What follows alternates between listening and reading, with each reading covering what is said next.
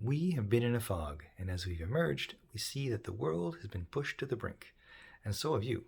I'm Dr. David Owers, I'm the Doc of DeFi, and I invite you on a double major education, one of health, one of wealth, and how the two interact. So today I'm just leaving the office and I am having flashbacks to when I first started medical school. We all went in that big lecture hall the very first day, kind of on even ground.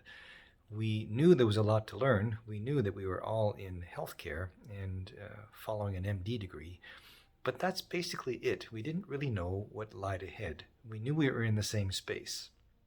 And as we started going through the modules and the classrooms and the various labs, something happened. Personalities started to emerge. Not the personal personalities, but what I call the medical personalities. People started getting interests, and it was really interesting to see that the common interest had common personality types, personality traits. The people who were going into general surgery tended to be the go-getters, the innovators, the extroverts. The people going leading towards orthopedic surgery tended to be people who had a lot of wellness or fitness on their minds.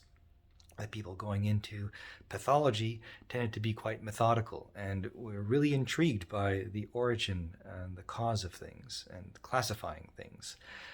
People going into dermatology, they were very forward-thinking, innovative, and sort of wanted to develop a business that would serve them and serve their clients.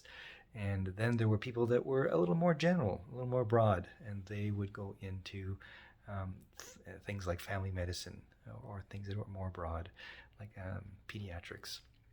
So I think in the crypto space, it's worth giving this a thought, because I think there are crypto personalities, and knowing your tendencies, your interests, and how that comes out might also be able to shed some light on where your comfort zone lies, how you could enter the blockchain, metaverse, or crypto space based on who you are.